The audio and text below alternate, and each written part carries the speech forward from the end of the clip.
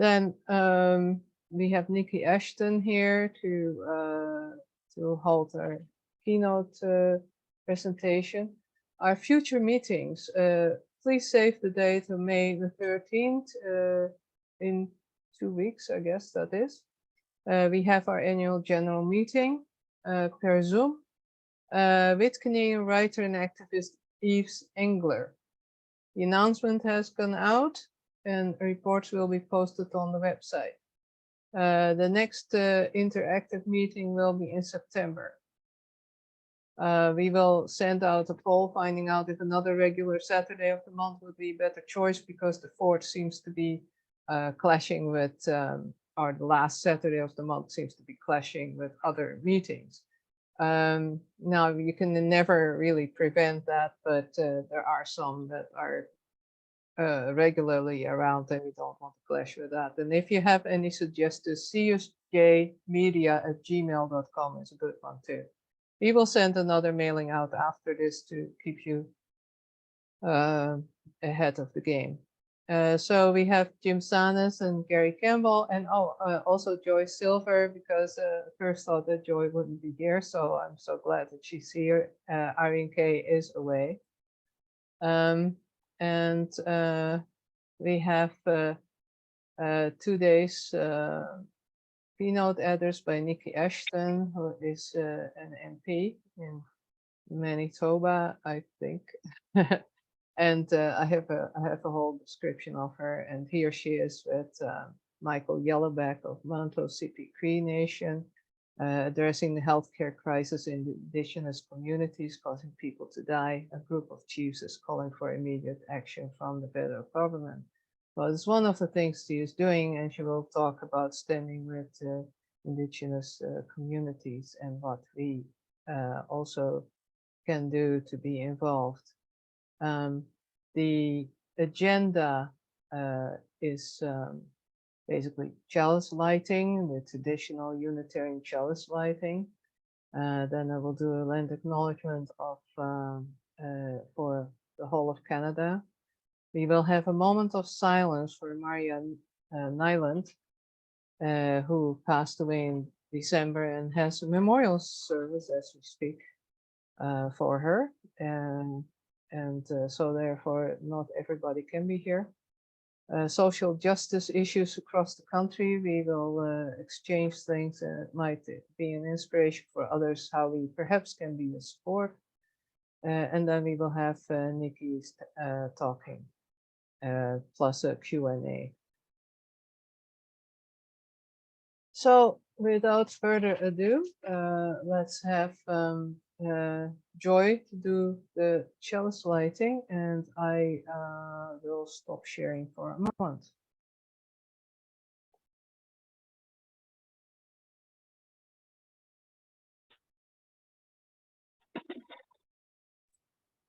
Joy, you're muted.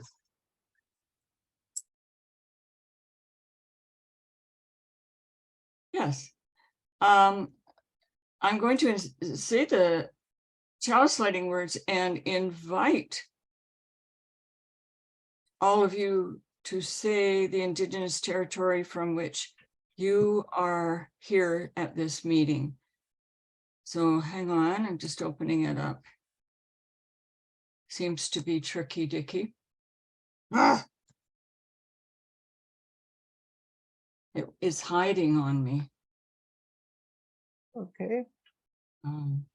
If I had it. This is in Word. Come on. Let's close that. And Word. Open. Here we are. I know that Ellen did do the land acknowledgement. And we also, I'm going to say my own land on which I belong and work and play. Mine is the Kwekwetlam Indigenous Nations land on which I am privileged to be at our meeting. I invite you to name your Indigenous land from where you are coming from to this gathering, if you can remember. So all at once, 1, 2, 3. I am Shinami Mississauga I don't know the rest, sorry. Yeah. So anybody else know theirs? And you can say it all at once. The Wendat, Tsleil-Waututh, Squamish, and Musqueam. Haudenosaunee, Anishinaabe. And neutral nations. Okay, any more? Okay. So, Yes, well, my hometown is on the land of the Superior Robinson Treaty. The Anishinaabe in Thunder Bay, Canada, but I'm in Helsinki right now. thank you, Audie. All right, so here are the words. We light this chalice. Can you see it? I'm not sure if you can see it if I hold it up. Because I've got, Hold it up. I did a little one over here. but, okay. uh, I put the words together to sort of complement our address today.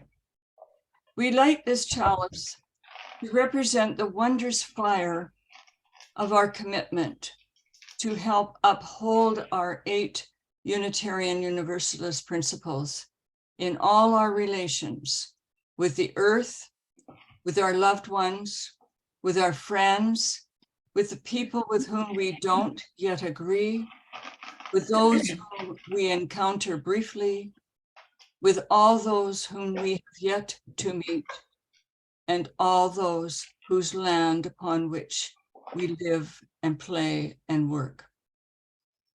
So may be our work today to keep a light, to guide us to do the work of our principles as we go through our lives. So may it be. Okay. Over Thank you, to Joy. yeah. Okay, I will start sharing the screen again for the next step.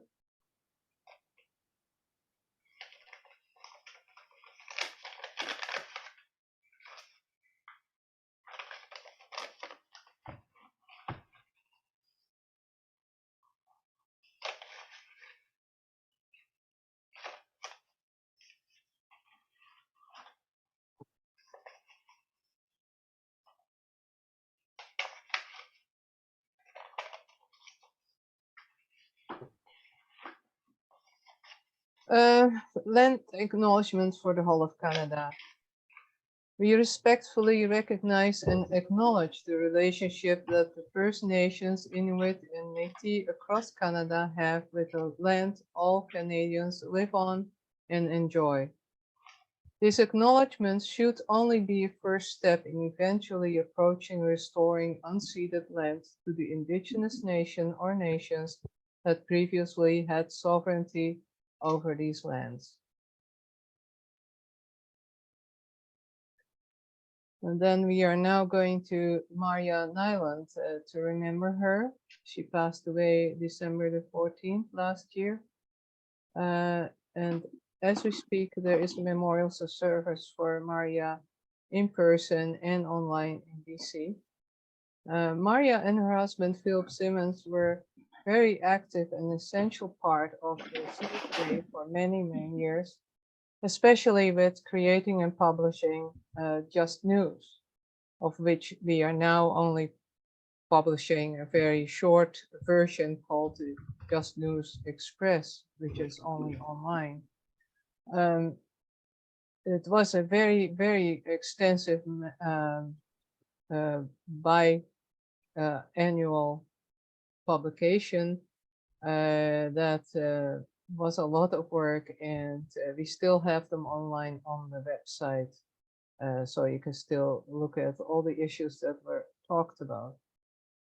Marja will be so much missed, and let's have a moment of silence holding her husband Philip, and her family and friends in our thoughts and hearts.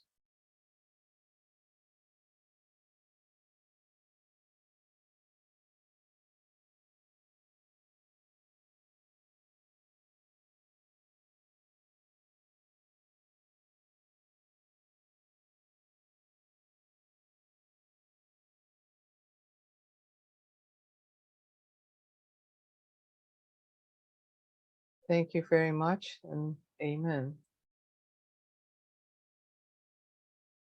We're going now to the social action issues, social justice issues. You have all heard about Hassan Diab's trial in France.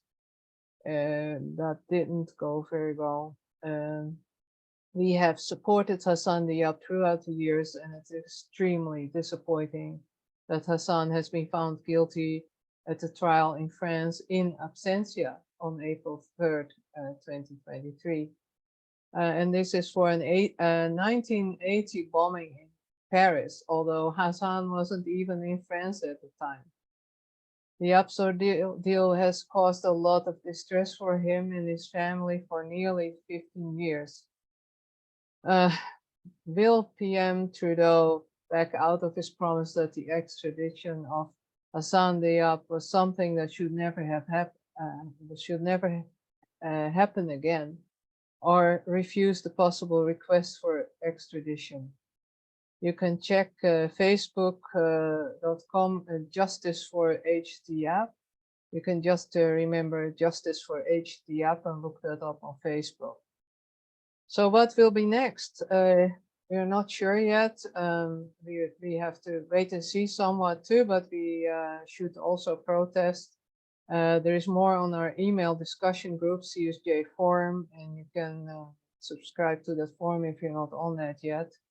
To join, we will send that link also in a mailing after this.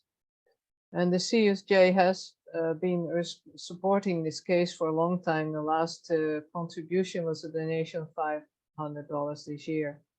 Amnesty International is also involved in protesting this and calling for justice for Hassan Diab.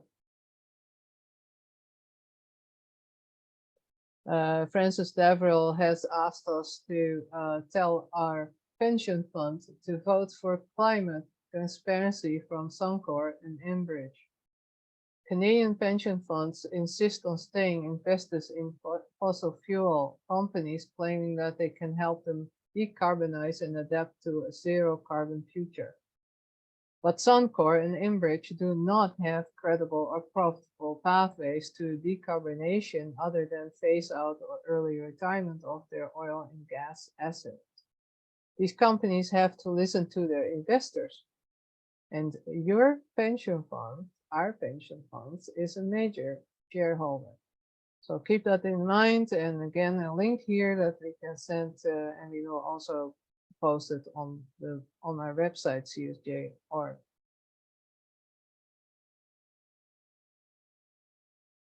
Now there's another movement going on that is very interesting. It's Change the Bill. Canada has been printing money for over 150 years. At that time, an Indigenous woman has never been featured on a Canadian banknote. The Native Women's Association of Canada presents Change the Bill, a call to action that aims to promote reconciliation through art by commissioning Indigenous artists to reimagining the $20 bill with Indigenous women who are their heroes. Placing an Indigenous woman on the bill would go far in recognizing the important but often overlooked contributions they have made to this country. Change is long overdue. To support the movement, sign the petition calling for Indigenous representation on the next Canadian banknote. And it's called changethebill.ca.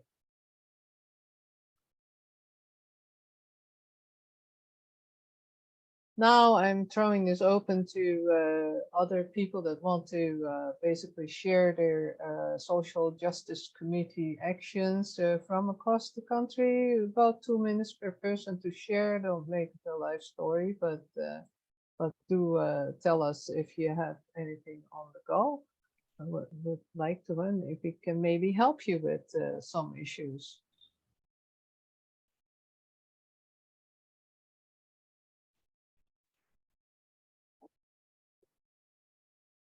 Nobody? Margaret, don't you have something on the go?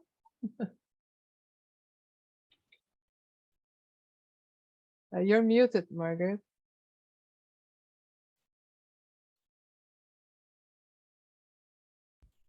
Margaret, you're muted. Hey, I'm- Margaret. I don't think she hears you. Do you hear me now? Yeah, I can hear you now. Our congregation is one of many groups in the GTA fighting the Ontario government bill to pave over protected land for housing. And the housing will be, is a developer's dream, and it's not affordable housing. But people are very upset because it'll also pave over watersheds and habitats for wildlife. So there's a big fight on right now not to let it happen. And there've been a number of demonstrations, which will continue. Okay, well, thank you. Is there anything that we can do or that you can share with us? Links or whatever, yeah? You can Yes, send there's it to, one of the groups is in Toronto is the Toronto Environmental Alliance. It's TEA, but Environmental Defense and even the David Suzuki is on board with it too. So a lot of groups. okay. Okay, thank you. I see Jim Lawry, I recognize you. Not longer than 2 minutes, please. Yeah, basically, I was involved with quite some, like last year with up in Brampton regarding the climate action. My congregation hasn't done anything more that I know of, but we've also been very concerned about the Greenbelt.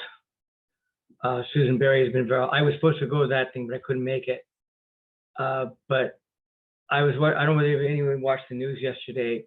They were talking about on City News that that what will happen if they do it. There's a stream that will be contaminated, which will lead into Lake Ontario, which will kill the fish.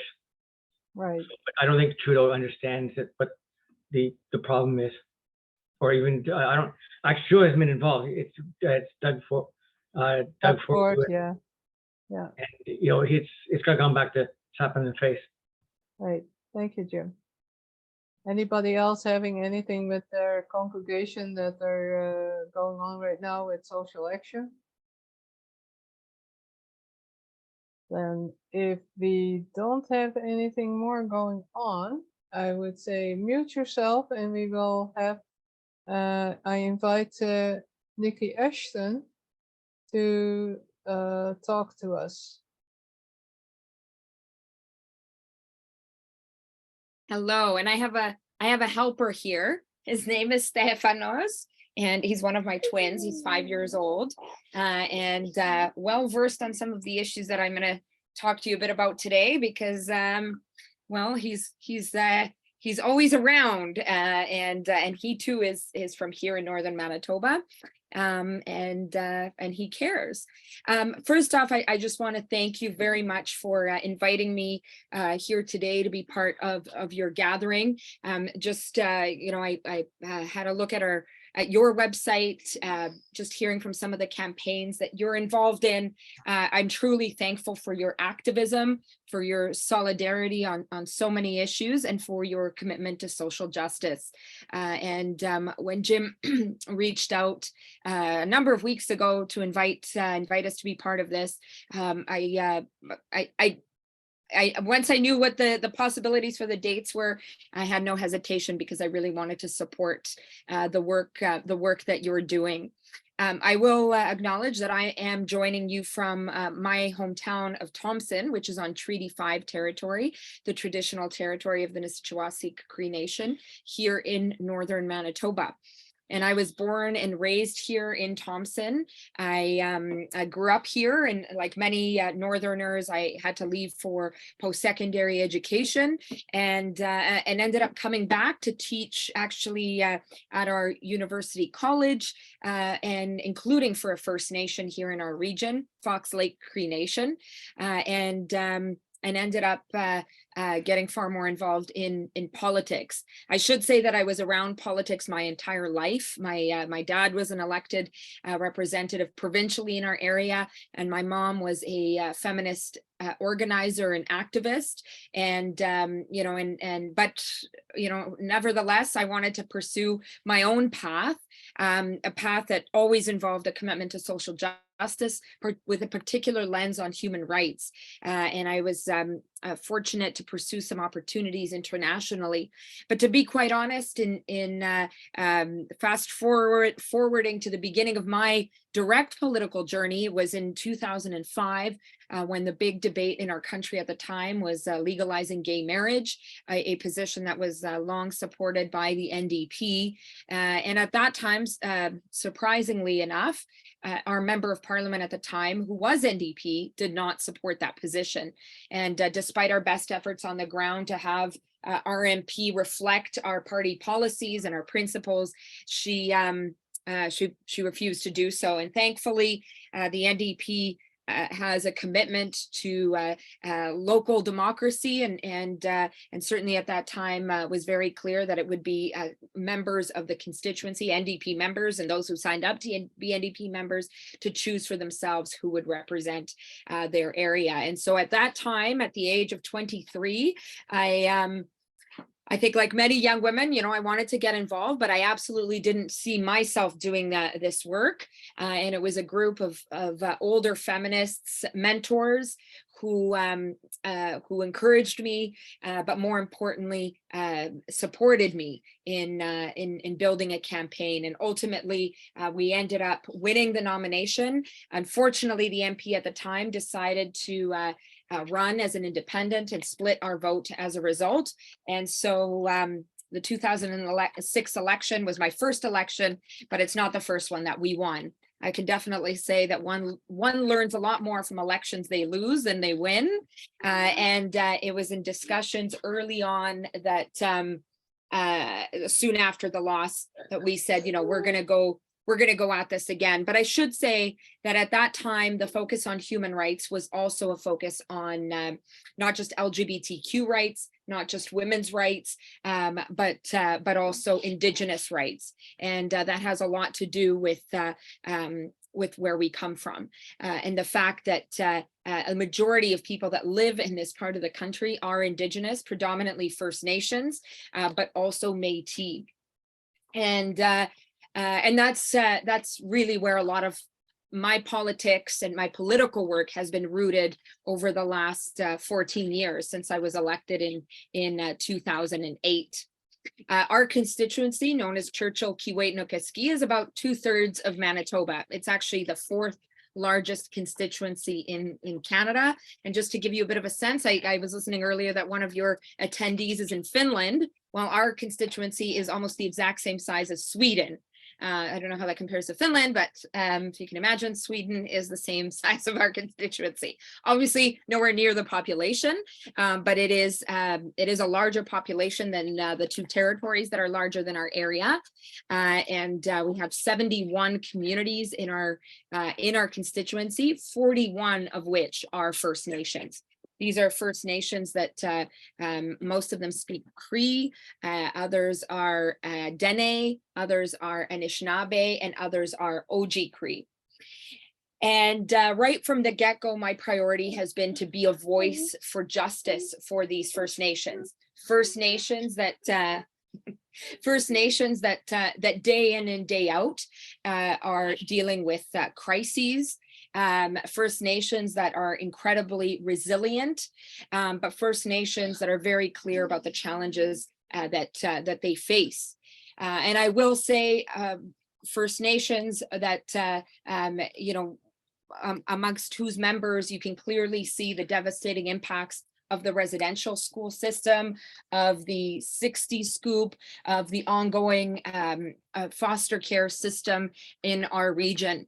And I will say that, obviously the impacts of colonialism and ongoing colonial mentalities from Ottawa, in terms of sheer numbers, the way in which you can see the devastating impacts of all of that is we have some of the highest rates of poverty in the country, particularly child poverty.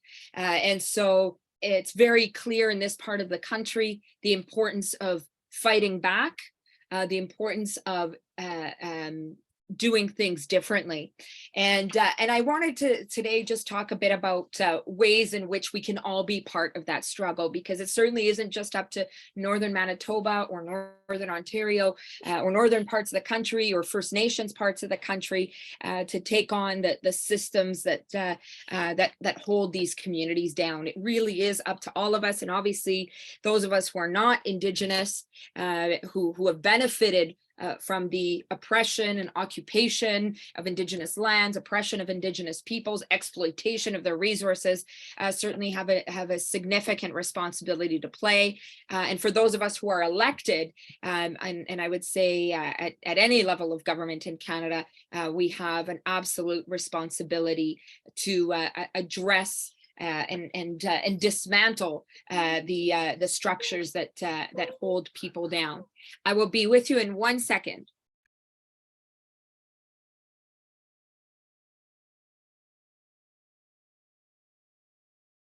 And okay, great. Okay, There you go. I am back. So so there were a couple of things that I wanted to raise today. I mean, clearly you're already very much involved in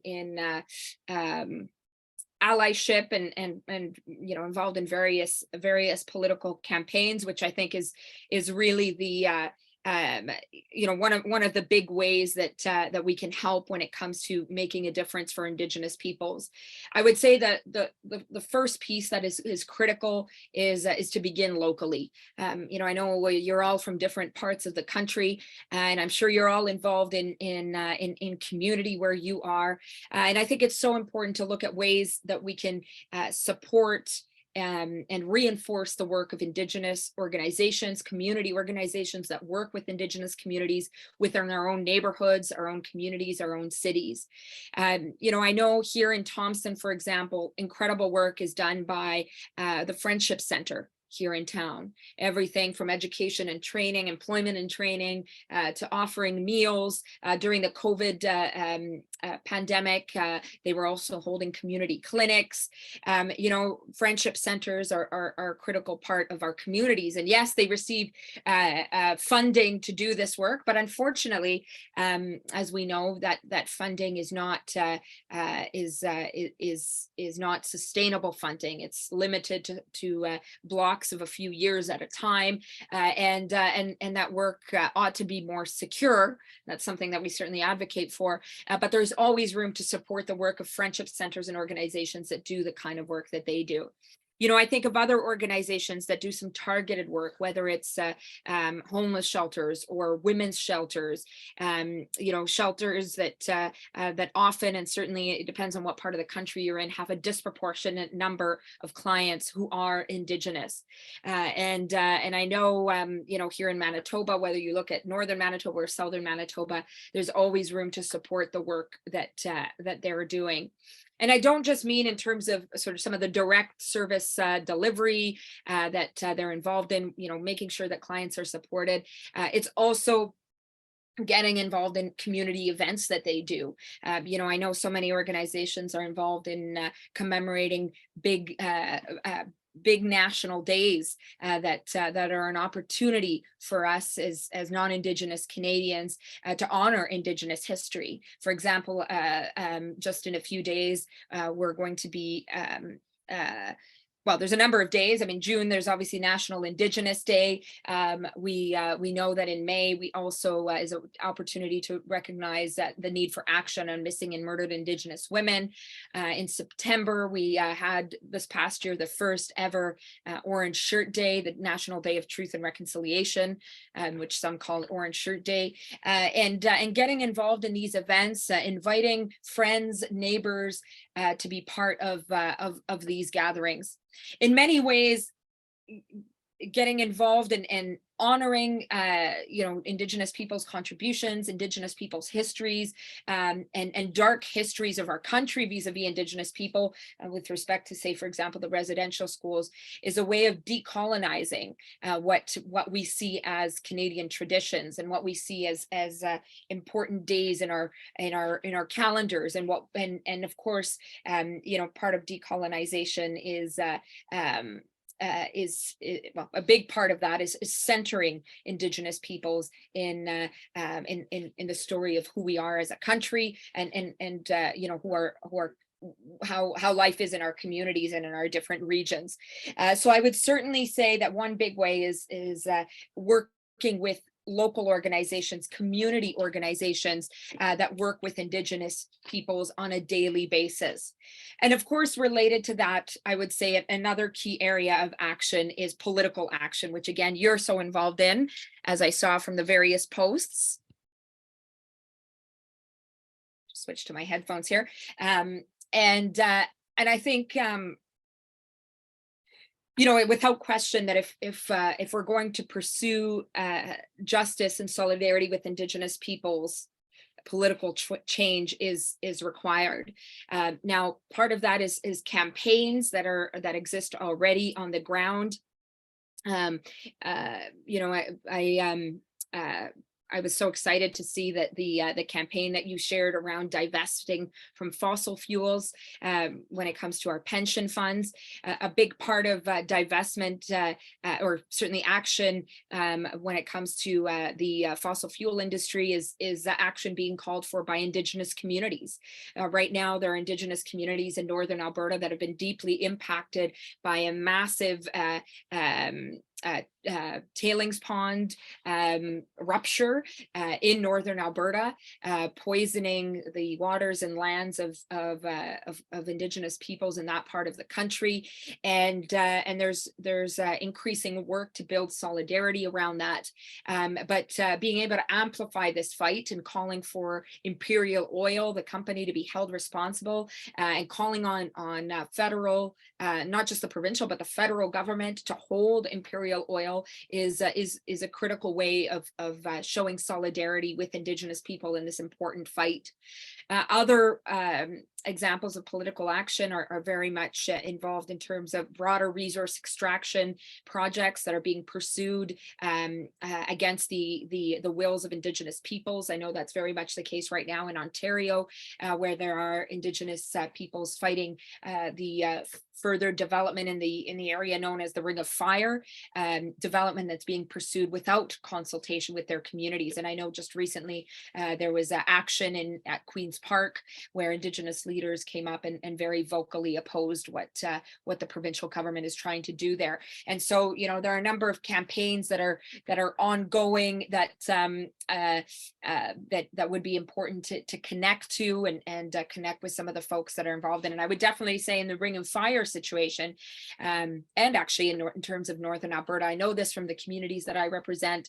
You know, these are communities that are not southern based, they're not urban communities. In many cases, they are communities that are struggling with ongoing crises and don't have the capacity necessarily to build big campaigns, but are able to partner with various organizations. So any support, any amplification, and any work to reach out to provincial or federal officials, depending who's responsible, is something that could go a long way. And of course, by political action, I also mean elections. You know, and I'm not trying to be crass here because I am somebody who's involved in elections, but not all parties are the same. And one of the things that you know, is so frustrating, I would say, in the context of Canadian politics in this day and age is the ongoing, and I would say, overuse of the word reconciliation. Our Prime Minister, Justin Trudeau, has built his dare I say, political brand on the word reconciliation. You know, the Liberal Party loves using that word, and sure, it's a nice sounding word. It's obviously a word that was used as part of a very important and very meaningful process in our country, the Truth and Reconciliation Commission.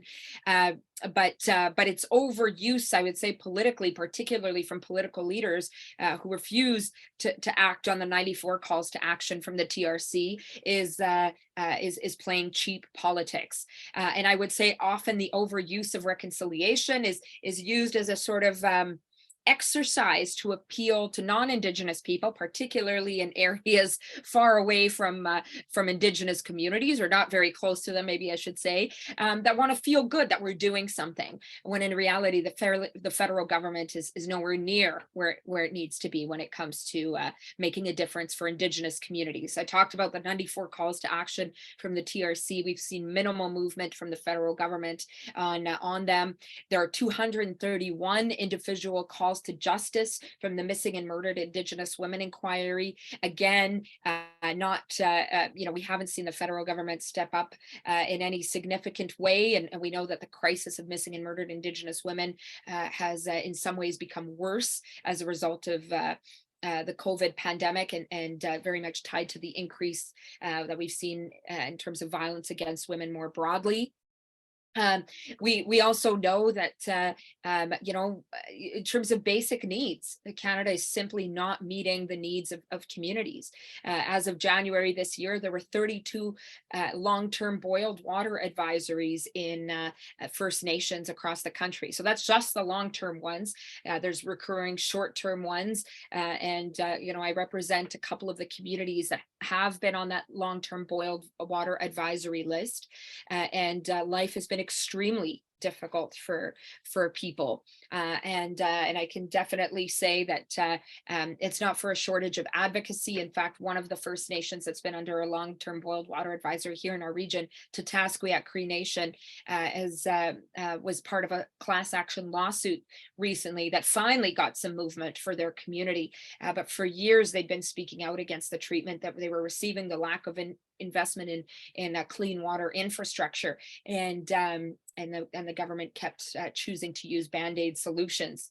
I mean, I would even say the recent federal budget is an example of that. And of course, I'm in the NDP, and we have a historic agreement with the Liberals, and we were able to make some very historic investments in this budget, such as dental care, which is a critical area and a critical piece of our broader health care.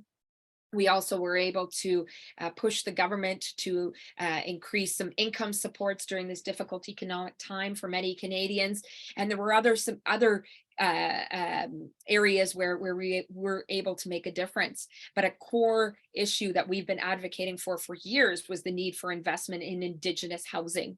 And we haven't seen in this budget the kinds of investments that communities need, First Nations, Métis, Indigenous communities need when it comes to housing. I will say that when I visit First Nations in our area, the number one message that people have is around the housing crisis. These are communities where the housing stock is, is shocking in so many ways. The poorly built homes, even some of the newer homes, not proper ventilation, they become mold infested, they're falling apart in some ways, but these are also homes in communities where families and the community are growing, and in some cases faster than non-Indigenous communities. So there's also a fair bit of overcrowding. In some communities there could be up to 15, 16 people in a home. I mean, just unimaginable, the stress that brings, both mental and physical. And so the housing crisis is number one in so many of the communities, and I would say it's particularly bad in more remote and especially fly-in communities where getting infrastructure in to build the homes is obviously much more expensive. And despite the fact that the housing crisis has been repeatedly identified from us, from First Nations leaders, as an area that demands immediate federal action, the federal government is simply not where it needs to be. In fact, they committed a significant amount of money, but it's not supposed to begin flowing until the next fiscal year. And we know that we expect an election around that time. So it's a pretty cynical move to start getting some money to flow for something that's so important to communities, and then sort of leave it hanging depending on what might happen with that election. I know a number of First Nations leaders, Indigenous leaders in our area are not pleased with the the initial commitment, but then when you look at the fine print, the timeline is really quite unacceptable. So so what we've been saying is you know, that's not what reconciliation looks like. Reconciliation would be making historic investments in the housing crisis right now for Indigenous communities, because we know if we don't deal with the housing crisis, I mean, inadequate housing is a barrier to people living a healthy life, to be able to pursue education, to be able to hold down a good job or access gainful employment, for families to have their own space and you know, and do what they can to perhaps break previous cycles of trauma that they've been exposed to, and start anew. If we were to deal with the housing crisis, we would see exponential benefits in communities. There's no question. I hear it every single time I visit. Another major area that I would say really demands political action vis-a-vis Indigenous peoples, but I would say all of us, is climate action. And I think it's so important to hear the voices of Indigenous peoples who in many cases are on the front lines of the climate emergency.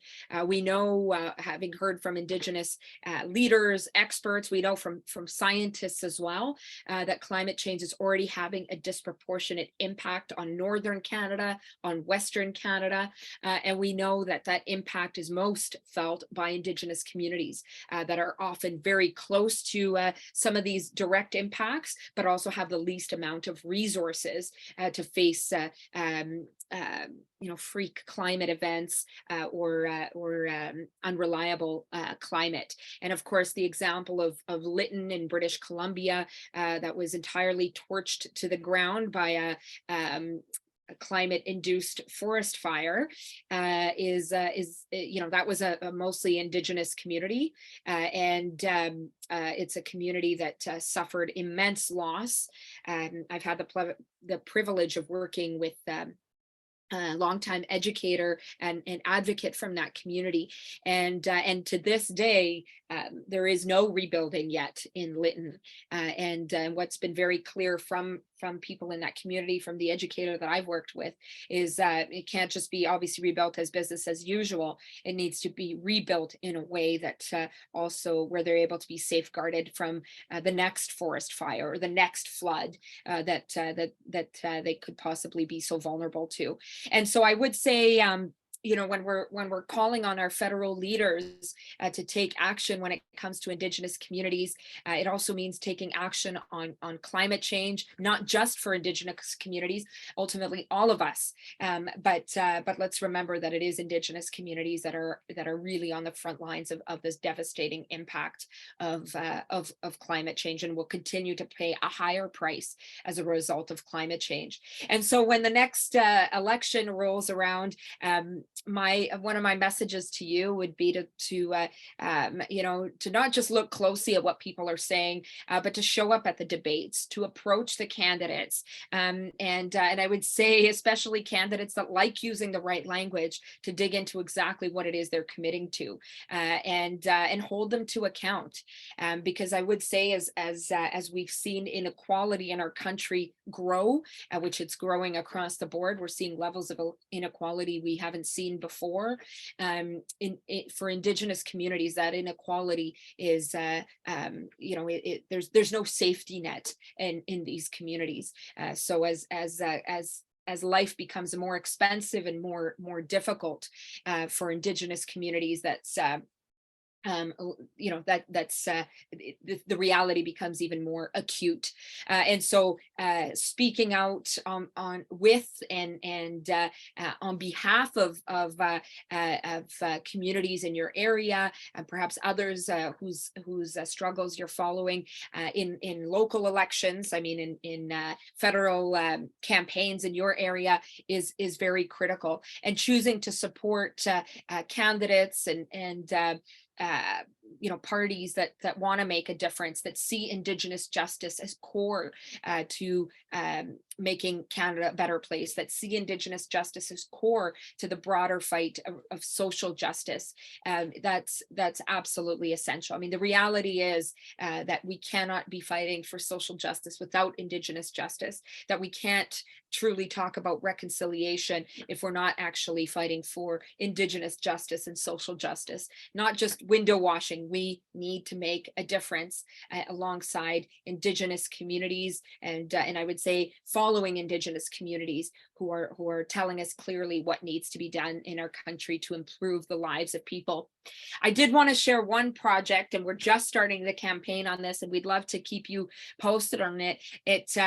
I would say it has a very positive overview, but it really speaks to I think are also some opportunities that are in our midst that perhaps we don't always identify. Here, Northern Manitoba has one of the youngest parts of one of the youngest populations in the country. A lot of young people here in our part of the country, and you can feel that energy all the time. But we know that with that with that many young people facing some very difficult circumstances, that could be a recipe for hopelessness. And in the past, and on an ongoing basis, tragically, we see suicide crises hit our communities. And I'll never forget a number of years ago, on a visit to one of the First Nations I represent, Red Sucker Lake First Nation. If to those of you that followed Indigenous politics for a while, the late Elijah Harper, who said no to the Meech Lake Accord, is a hero here in Manitoba. He was from that First Nation, and I'll never forget visiting that community, and I was told by one of the band counselors that they had just wrapped up a baseball tournament that had taken place over a series of weeks in the summer. And he said, what was so impactful or so amazing, I would say from that time, he said, was that during that period, there was not one incident of violence, of vandalism, of suicide, and it was a time where young people and many people came together in a good way in the community, and that was for recreation. And that story always stayed with me a number of years on. The power of the power of recreation, the power of gathering in a good way, and and the fact that a positive difference can be made in the most the most straightforward ways. So fast forward a few years later to early winter, I guess this year, December, I've gotten quite involved here in my community with soccer, which is which is actually the fastest growing sport in Canada, and it's a sport that a lot of young people here play in Northern Manitoba, in part because it's the most affordable sport to play. You just need a ball, and for most of us, it means playing inside. But when the weather gets good, which eventually it will where we are, it is getting better. We take it outside as well. And, on the heels of the World Cup that took place back in November, where Canada, the men's Canadian team, did better than it ever has. I could see some of the energy from my kids, from other people's kids that we work with, seeing soccer in Canada as having immense potential. And I thought of, well, why don't we pitch it as something that could make a real difference here in our part of the country? And so that's why we're building a campaign. We already started the first part of it about a month ago. We're building a campaign calling on the federal government and FIFA, the World Soccer Federation, to invest in infrastructure and programming for youth soccer in Indigenous and Northern communities in the lead up to the World Cup. We think that this is a really exciting opportunity to profile our kids that play extraordinary soccer, but don't have necessarily the resources, the infrastructure, the capacity to get it beyond just kicking the ball around. And I share with you the story of one First Nation in our region, Moose Lake Cree Nation, a community that's going through very difficult times right now. There are a few young people from that community that are playing extraordinary soccer. Two of them got scholarships to go on to do their post-secondary education. And one of them, their coaches said, soccer, recreation more broadly, but soccer specifically is the only thing that's keeping this one young man out of gangs right now.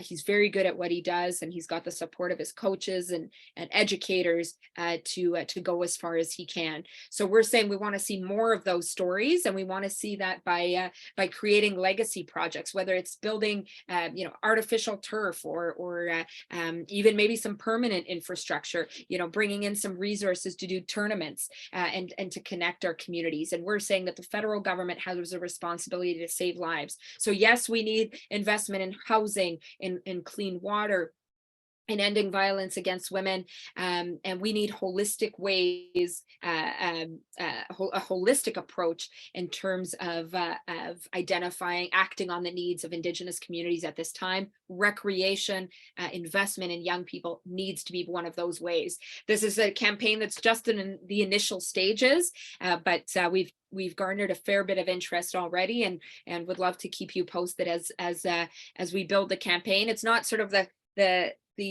kind of cut and dry political campaign that I'm used to, but I can definitely say that it's energizing communities in our area, and it's exciting youth, and that's enough for us to keep going. So so in closing, I wanted to thank you for not just the opportunity to speak with you, but most importantly for the work that you're doing, the progressive social action, political action that you're involved in, your work, your faith-based work that is very much guided by the notion of solidarity, by allyship. You're already doing the important work of working with Indigenous communities in one way or another, I know, and I'm sure in your own communities, but I wanted to share with you some thoughts of the multiple ways that we can make a difference. But ultimately, I would say that the most important thing is again the recognition that we cannot have social justice without Indigenous justice. We cannot have economic and environmental justice without Indigenous justice. And this is the kind of justice that Indigenous peoples deserve. This is the only kind of justice that will truly take Canada forward in the years and decades to come. Thank you very much. And as we say here in northern Manitoba, in Cree, Kinanaskobit now, in Dene, Masicho, and Anishinaabe, Miigwech. Thank you very much, Niki. That was quite a speech, and very much lots of information. I will change take the spotlight off you, and we will do some Q&A. I will get the gallery back here. Okay. And I had made you a co-host in case you needed to share something, but that was not the case. That is okay, no problem. There we go, it should be.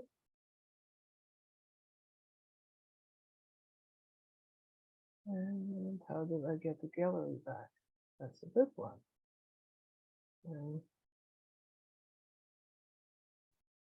So Gilbert, from Toronto, was it you who put something interesting on chat? A query. Yes. Would you like to tell us? Yeah, if you go to Google Maps and try to find in any of the provinces an Indigenous community or reserve, it doesn't identify them. Some communities only have a number and it doesn't have their name. And so for people who want to be involved in Indigenous activities or just want to know they just want to know their history. And they say, well, what happened to the people who inhabited Toronto? Where are the Mississaugas? You can't find them. You actually have to have to do a reserve. You actually have to go out of your way, away from Google Maps, which is what everybody uses in, on Earth. And you have to put the Mississaugas of the New Credit, and then it'll go to their website. And in their website, they give you on their national website, they give you the coordinates to find their community. And then you say, oh, well, that's the blank space I kept passing by. I thought maybe it was a park. Oh. And so, yeah. So I would think that would require national legislation or regulation to have Google Maps identify these communities that were identified by the federal government. So actually these nations recognized by the federal government own the reserves, these autonomous semi-sovereign entities.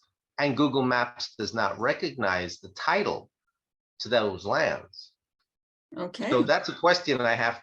Only a member of parliament could figure this out working with the parliamentary library, I think.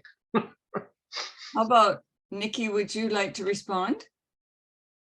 Sure. I mean, that's a really interesting thought and path. And you're absolutely right. There's an invisibility in not recognizing First Nations in our area.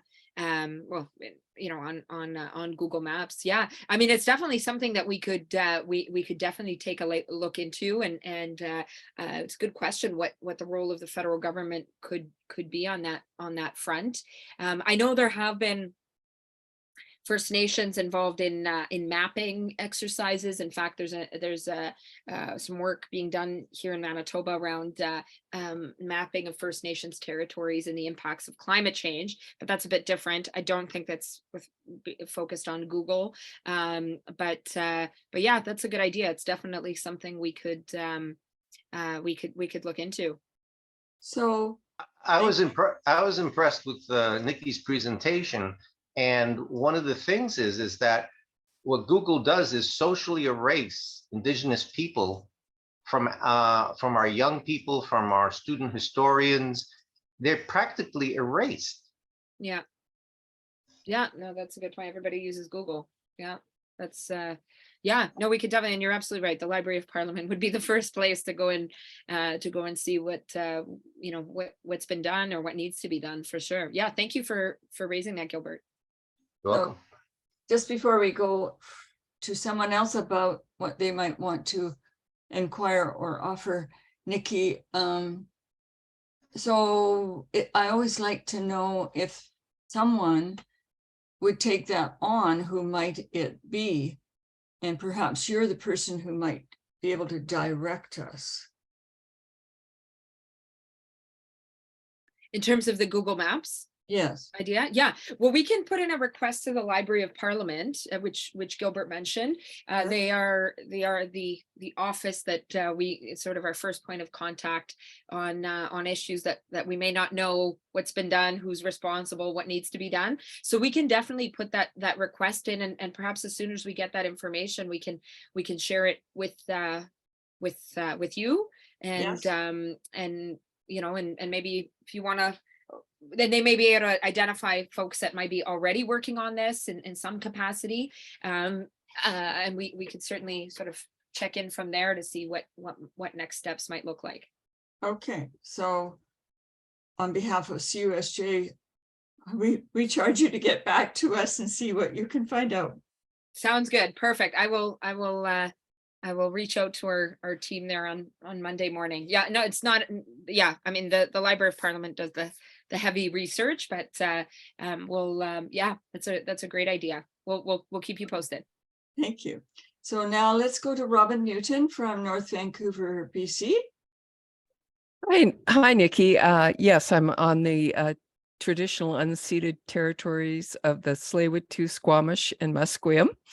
And I really appreciated hearing from you and some of the things that you're tackling, because I'm a co-chair of our justice committee at our church, and we've always taken the position that we need to support what the Indigenous people are already doing in terms of trying to achieve justice. And I mean, I've learned a lot. For example, you talk about the issue around housing, which I've been aware of for a long time, having worked with Indigenous communities. I think it would be very helpful, learning about more of these campaigns. I keep hearing about, these horror stories about what's happening in some of these, particularly the northern communities. And we really, want to offer our support for some of these communities that are really struggling for things like housing and safe water and things like that. So I'm wondering if there's a way maybe you could send Ellen or somebody like that some links to some of these campaigns that are going on, because I think I keep learning about them, and I really feel that that's where we should be focusing our work, is supporting what the Indigenous people are already trying to do.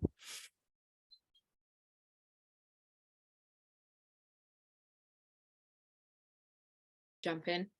Yes, thank you so much, Robin, for sharing that, and pretty evident that from your sense of priorities that it's based on work that you've done in communities. So thank you for raising that here. The trick, and I'm sure you know this too, is there aren't really campaigns on housing. There have been on clean water. Grassy Narrows, of course, is one of the most egregious examples, right? Where the water and soil is contaminated with lead, owing to the industry that was there, and of course has been an ongoing tragic situation in that area. But more broadly, sort of, or the housing piece, which is very connected to the water piece in many ways, doesn't sort of garner the kind of I would say interest from organizations to sort of spark a campaign around it. What I would say, I know we have done campaign based work on this issue. Just actually back in December, my colleague Lawry, the MP for Nunavut, and I did a national press conference on this. We actually followed up last month with a response from the federal government in a response to a question that we gave them on the order paper, which is again a more in-depth way of getting answers back from departments, and based on the calculations of the Indigenous Services Department, so their own numbers, the housing crisis will take 141 years to resolve at the pace at which we're at right now. So just shocking numbers, and a sort of a resignation to just not doing anywhere near what needs to be done to address this housing crisis, which is also a human rights crisis. We can certainly do some digging to see if there's any kind of campaign on this more specifically. But what I would say would be very important is connects back to political action. When you have politicians in your community that are talking about reconciliation in particular, and I would say particularly non-Indigenous politicians, I would ask them, what's your party's commitment on addressing the housing crisis for First Nations, and not just on reserve, but urban as well. We know that the unhoused in across the country are disproportionately Indigenous peoples, right? So what's being done to address that? And I think all politicians know that it takes, it's cheaper to talk about certain issues, reconciliation, the word is free, but when you have to commit to action, that's where you need to commit money, and housing is expensive. I mean, there are innovative ways of doing it, but what is clear to communities here is that it it would incur so much benefit. You know, people would be healthier, people would be able to pursue an education, to work, and so some of the social costs of the housing crisis would go away, right? And you know, I mean, people would be better off, right? So holding politicians to account for their lack of commitment on housing would be very critical. And you know, I will say that I regularly remind colleagues of mine, even in our own party's work, that you know, it's nice to talk about some other issues, but housing is really at the crux of it. People don't have a healthy, safe home to come back to. You know, addictions is going to continue to be an issue, right? Unemployment is going to continue to be an issue. All of these things, right? So all to say that we'll definitely see what campaigns might be out there, but please, and through your congregation's work, please make sure it's on the radar when you're holding your elected representatives to account. Thank you.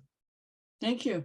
Ellen, and then Gary. Oh, I thought there was somebody before Gary. Did you put your hand down? Okay. No, I think. Anyway, Ellen. Okay. I first want to say I acknowledge that we are living and working on the traditional territory of the neutral Anishinaabe and Haudenosaunee peoples. And the region of Waterloo is situated on the Haldimand Tract, the land promised to the Six Nations that includes 6 miles on each side of the Grand River. Anyway, so I think that we would only see things if land is going back to Indigenous people. Anyway, my question to Niki is to get to a proper election system. What is your stand on getting us into proportional representation? Because that would certainly change the whole ball game of election and more democratic situation for this country. Yeah, absolutely, and it definitely connects with Indigenous justice as well. Yeah, I definitely support PR. I mean, the NDP supports proportional representation.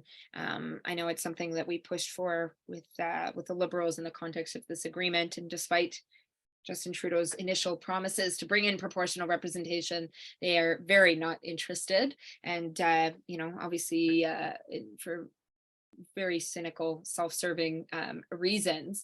But I'll also just give you an example. I mean, you know, I talked right at the get-go, you know, I represent 41 First Nations. These are 41 communities whose primary, well, all of the important issues they deal with are related to the federal government. And that falls on one member of Parliament's office, not just me, but whoever was before and after, to advocate alongside these communities, right? And in our current system, you know, and oftentimes, you know, I'll look at folks that, you know, for a lot of people, this reality is out of sight, out of mind, right? Because their constituency might be a suburb or, you know, sort of part of a city, right? You know, they don't really care, or they don't really find the need to care. You know, and certainly if there's certain political persuasions, they really don't care, right? But even our electoral system, the way it's set up, all to say that a PR system would allow for a diversity of voices, and would also have a very you know, innovative way of connecting various representatives to various parts of the country, right? Rather than the current system, and I would say a system that's, you know, I mean, some of the largest ridings in our country geographically are the ones that have the most Indigenous communities, and it can be very challenging to build political pressure and capital in the parliamentary system as it is right now for issues. And I would say, especially if it's issues that may not be affecting all communities, because there is only one MP or maybe two MPs if it's shared, in a couple of different areas. And so, PR for various reasons is, a much more progressive and just way of not just giving voice, but pushing for change for Indigenous communities, for sure. Okay. Thank you, Niki. I think we have room for the two more questions. Jerry? Unmute. Hi, thank you, Niki. Obviously, you care a lot about your writing and Canada. You spoke of climate change, housing, and the boil water requirements in communities. Yet we can send billions of dollars and killing equipment to the NATO-Russia war in Ukraine. How is it that Canada's parties cannot support our own people?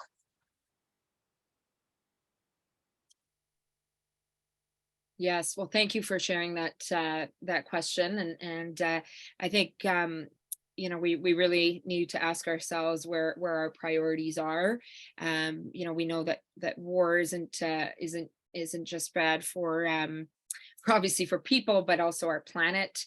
It's devastating, and as you point out, Canada has committed now billions of dollars in this respect. Here at home, for example, and I've heard this time and time again, not just in terms of war, but also even in terms of foreign aid. People on the ground ask, and First Nations ask, what about the humanitarian crisis that we're facing, right? The infrastructure gap in Canada is estimated to be at least $30 billion. The infrastructure gap for First Nations is estimated to be at least $30 billion. So not just housing, water treatment plants, roads, you name it, it's in there, and minimum $30 billion.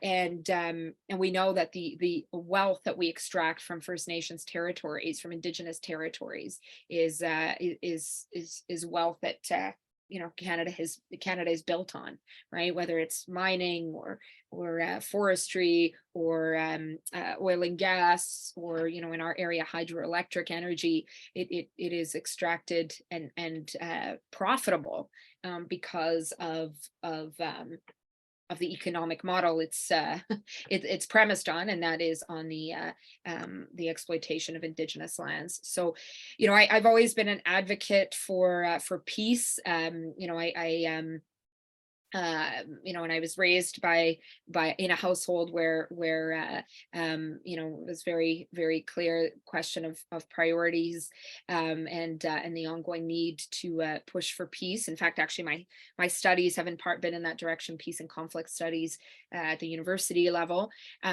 So I'm very, very clear that war is and more conflict is not the answer. And certainly we have resources to we need to redirect resources here in our own country, and I would say it's particularly urgent at this time when so many of our communities are suffering mental health crises, addictions crises, some of them exacerbated by the pandemic. This isn't the time to sit back and reduce our commitment to Indigenous communities. We should be redirecting money to invest in communities at this time. Thank you. Now, Corliss from Kitchener.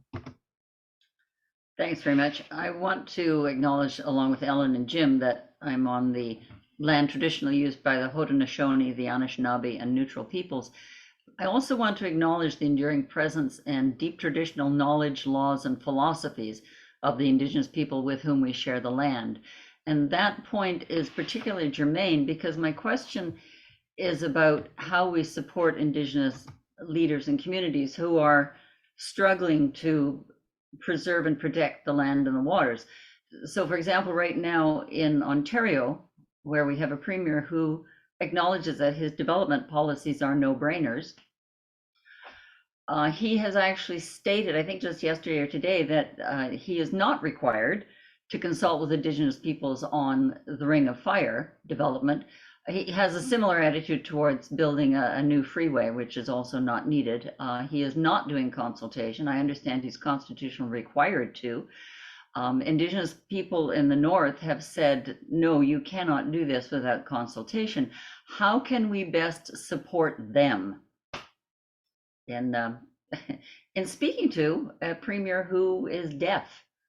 I have written to the federal level of government, particularly environment minister, as well as provincial, suggesting to the federal level that they probably have some sort of authority to take a stand on environmental, what's the word I want? Investigation. Oh, yeah. Oh, yeah. Impact studies, Yeah. for one thing, and to uphold the obligation to consult with Indigenous peoples. But you write these letters and you feel a little bit like you're spitting into the wind with respect to our Indigenous peoples who've been faced with similar being not heard by levels of government for centuries. So how do we get to be heard and effective in standing beside our Indigenous peoples who are protecting the lands and the waters? Yeah, absolutely. And I appreciate the attention you're giving to that particular battle. I think any solidarity the Indigenous leaders fighting against the Ring of Fire could get is really critical at this point. I mean, the fact that they showed up to Queen's Park and engaged in direct action is I mean, it has to be really bad for it to get to that point. I think we can certainly see if there is a campaign at foot. I know Sol Mamakwa, the NDP MPP for that area, has been very outspoken. I think he just did a press conference with one of the lawyers for the First Nations. And this is part of the challenge is some of the campaign or the struggles in regions and very similar region to where we are. You know, they don't have the resources and networks to sort of say, we're launching this campaign and it's going to be so easy and it's going to be so great. So we can do some digging into that. But thank you for writing those letters. You know, that it is noticed. And I would say obviously volume is also noticed. If there's other folks in your congregation, in your community, obviously in Ontario that can write those letters, that's critical. I would also make sure to direct letters to your local MPP and MP. I wouldn't CC them. I would write to them directly to express your very real concern on this.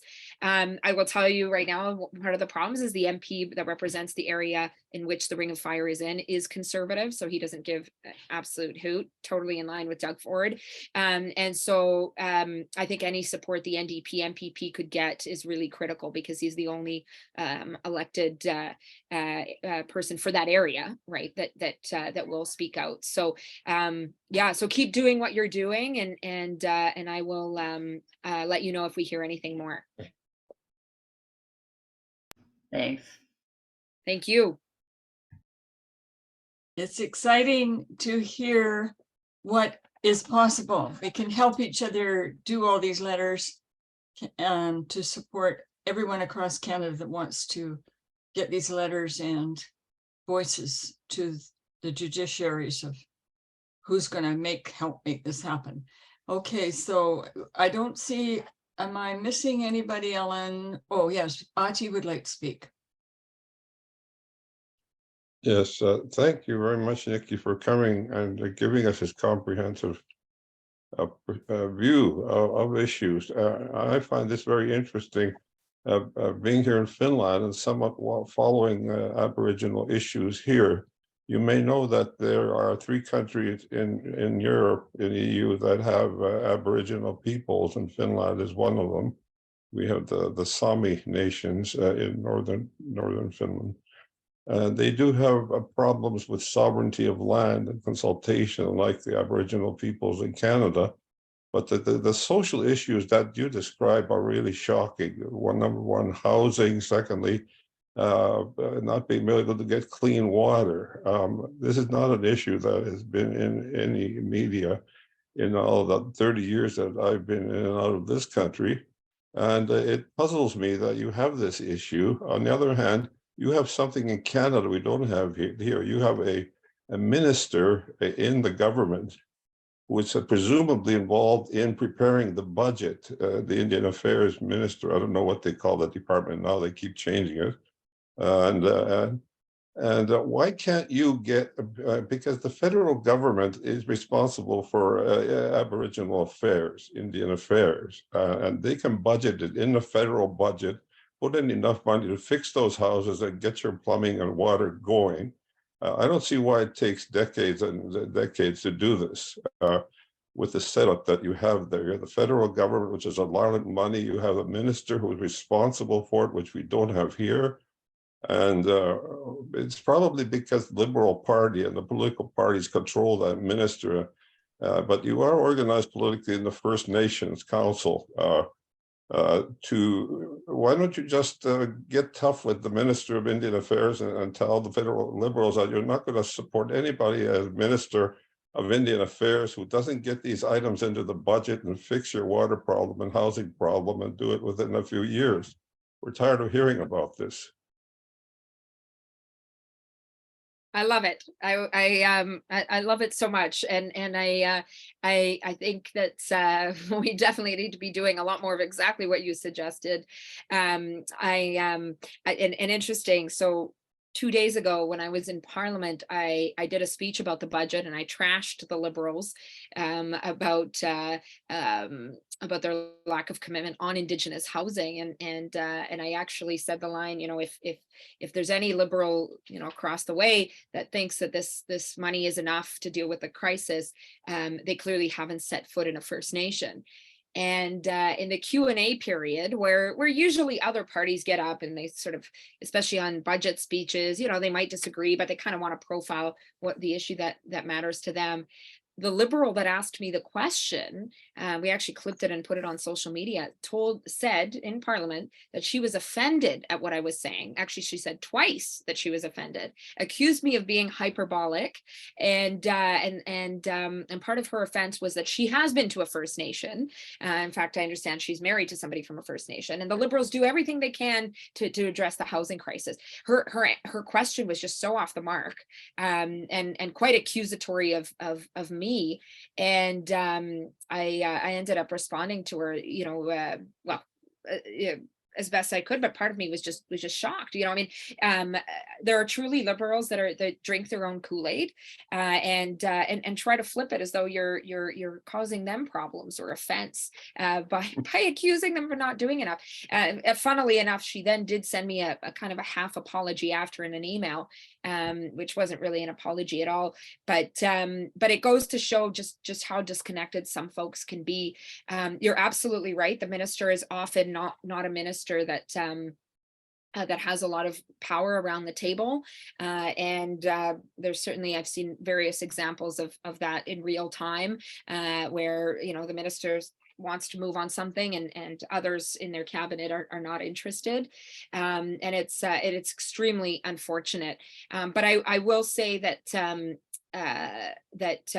that's why political pressure is so critical on the ground in elections as they happen in our communities, in campaigns, to hold some of these folks to account, you know, and hopefully they won't say they're offended or accuse you of hyperbole when you talk about the needs of Indigenous communities, because they have no idea what they're talking about if that is indeed what they say. So appreciate the very clear message that you shared. Yeah, thank you. Thank you. I see two more. We said Ati would be the last one. On the other hand, if everybody is still okay with doing some more questions. I was just going to say, I do have a commitment with my little ones, but maybe if we could take the two questions one after the other, and then I could answer them at the same time. Yes.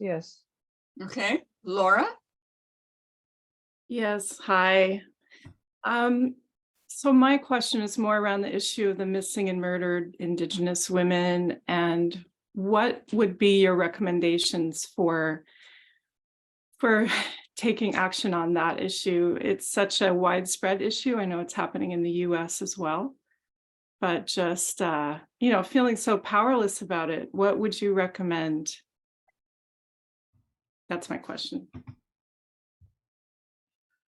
And mine's a very quick question. Is it as effective to send emails to MPs and MPPs or physical letters? Okay, I'll take the second question first. I would definitely say more effective to send emails. I mean, letters are good in I think in terms of volume, right? There's something to be said for getting many letters, but emails sort of are able to be moved faster, but just definitely I would say on the issues that you raised, I wouldn't just email the ministers responsible. I would email your elected representatives and say what you expect from them. You may also want to CC Saul Mamakwa on the Ring of Fire issues. He's a great MPP, and I'm sure would so appreciate your support. But I know in our offices when we're CC'd, especially if we're the third or fourth or fifth CC, it's not seen as being as direct. We still sift through all the emails, but a direct email is always more powerful. Yeah, for sure. So thank you for doing that.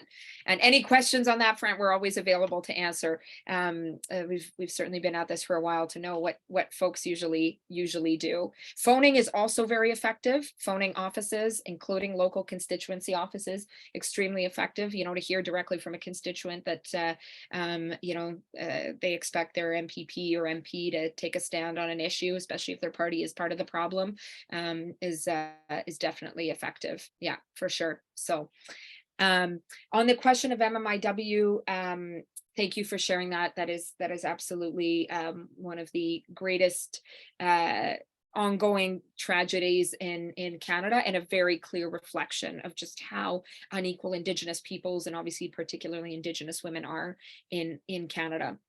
And I come from a province where just earlier this year, yet another serial killer was identified, and there's real grounds to believe that the remains of the women that he killed are in a garbage dump outside of Winnipeg. Just absolutely horrifying, inhumane reality in Canada in 2023. Just shocking. I think what we're seeing is that the federal government is going for a lot of low-hanging fruit. First of all, as I mentioned, there are 231 calls to justice still sitting on a shelf for the most part. I mean, when it comes to the federal government, we've seen a lot of, I think a lot of, the calls to justice are quite broad. So there has been some uptake, organizationally, but the federal government is taking its time. One of the things, and I would certainly encourage folks to tune into the work of my colleague Leah Gazan. She's our gender critic. She is Indigenous. She's been a spokesperson for years, even before she got in politics, on missing and murdered Indigenous women. She's represents Winnipeg Center, I believe. She's from Winnipeg, I know one of the big issues that they've been pushing for is, which did come out in the budget, was a redress alert system. So being able to alert, it's a system to be able to obviously have a much quicker response to Indigenous women going missing and murdered. And it's an important initiative, but we've been also very clear in the NDP that to get at the factors that render Indigenous women so vulnerable, we have to do something about the housing crisis.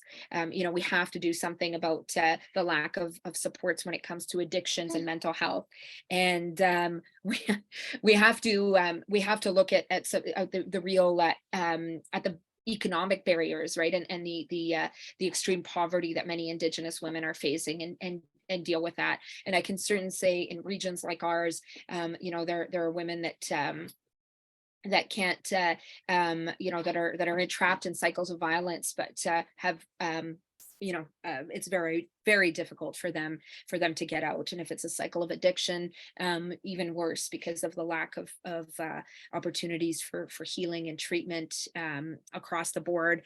And so I would say that you know, the calls to justice are critical, and a number of those focus on housing and mental health and treatment. So I would say, in addition to making sure that the redress system is fully implemented with the resources it requires, you know, going back to the core issues like housing, clean water, you know, investments in healthcare, including mental health, are really critical in dealing with this crisis.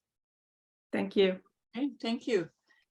Very quick question from me, or not as a question, but in respect to speaking or alerting, asking our MPs and our MPs and our MLAs. My Amnesty group in the Tri-Cities in Vancouver, actually Coquitlam, have made numbers of presentations in person around our MP's table and MLA's table on matters related to that jurisdiction. We tell them what our concerns are. We ask them to do their homework, and we ask them to book a date to have us come and sit and hear what the homework it has been and what they're going to do next. So just to tell you that is one effective way to let them know that we're very concerned. Not just the letter, the email, the phone call, but be there at their table. Yeah, I think that's a great idea, especially as part of a congregation. I mean, even as an individual, but as part of a organization, congregation, you know, it really, there's no stronger message to an MP than that coming from their constituents. So that is a terrific example of effective communication with one's elected representatives. And then, of course, there's nothing like showing up at a debate or, you know, hosting a debate, right, or a discussion, whatever, come election time, but ongoing pressure throughout is really critical, and you know, a lot of the struggles, and BC is no different. You know, I'm thinking of the Wet'suwet'en and other incidents. You know, these are struggles that are out of sight and out of mind for a lot of folks in southern Canada, but your work to bring these struggles to the forefront is absolutely essential, and you know, can make a world of a difference for people in community, and that is ultimately the inaction of solidarity. So thank you for sharing that. You're welcome. Thank you. Ellen. Yes, thank you so much, Niki, for your time and what you all told us. It was very valuable information and very inspiring. And I hope we will get some more links and information from you via Jim, and we will forward it to our group. So on behalf of the Canadian Unitarians for Social Justice, I thank you very much for being here and have spoken to us. And I'm going to share the screen now. Thank you. My pleasure. It was energizing to speak with you, to see your presentation before of what you're working on, and to hear your questions. I mean, I knew from the first moment that you were all very involved, but it really is inspiring to hear your work. And I'm very you know, a lot of us stand on your shoulders in terms of the work that we do. So thank you. You're welcome. So we've done the Q&A. So we've come to the extinguishing of the chalice. And then after that, basically we are closing. So I'm going to unshare again. Joy? Yes. And Ellen and everybody, just before I do, we are having our AGM next month. What's the date, please, Ellen? May 13. Yes.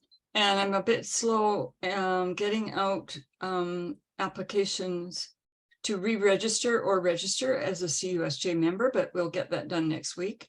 If any of you are interested in joining us as members, you will receive that invitation from us, and an explanation of how it works, our organization works. So is that enough clarity on that matter, Ellen? Yeah, I would say we will do another mailing and we'll make sure that also the membership information is on link is on that on the CUSJ.org website and in the mailing. Yes. Okay, for closing words, we have, as we extinguish our flame, may the memory of the energy, the wisdom, and the kindness shared today stay as a flame in our hearts to light our way forward to becoming good ancestors. I love that phrase. I want to become a good ancestor. Yeah, that's a good one. So it's been a marvelous meeting. Yeah. Sorry, I just a quick question. Yes. Is there a meeting of this on the 27th of next month, or is it No, just on the 13th? Okay. no. We have our May 13th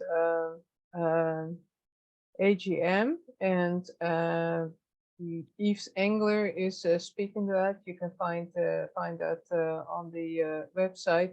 We will redirect the website. If you come onto CUSJ.org, that goes straight to the annual general meeting page, and that you can register there via the solid old-fashioned way instead of doing it via the Zoom registration, which went completely wrong. Anyway, last time. I will be able to make that meeting then. Yeah. So there will be a speaker, and everybody is welcome to join. It just if you're not a member, you might not be able to vote, but that's okay. We will handle that as we are. And it will be an interesting day because Yves Engler is a bit controversial. So it will be interesting to hear him talk about things. And a week later, Jim and I and Irene are going to sorry? Oh, and Gary too. So 4 of us of the board will go to the CUC conference and have a table there of different organizations. CUSJ is one of them, and hope to see you there if you're going to, and we will keep you posted what is going on. So the resources, we will email that to you, all the links and so forth. So thank you very much for coming. We weren't sure if there were lots of people coming, but I'm very happy with the amount of people that showed up. Yeah. So what time will that meeting be? I think it was 1 o'clock as well. Okay. Yeah. Saturday, 13th. Okay, But thank you. Sorry. It will be mailed out to you, to everyone. Yeah. Okay. So Have a thank good you. afternoon.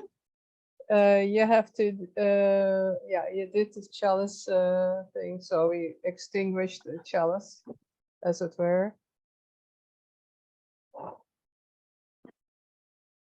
And let's go with the chalice still lit within us. Thank you very much for coming, and be safe. Yes, all of you. Bye-bye. Thank Bye. you. Bye. Bye. Thank you so much. Thank you. Bye.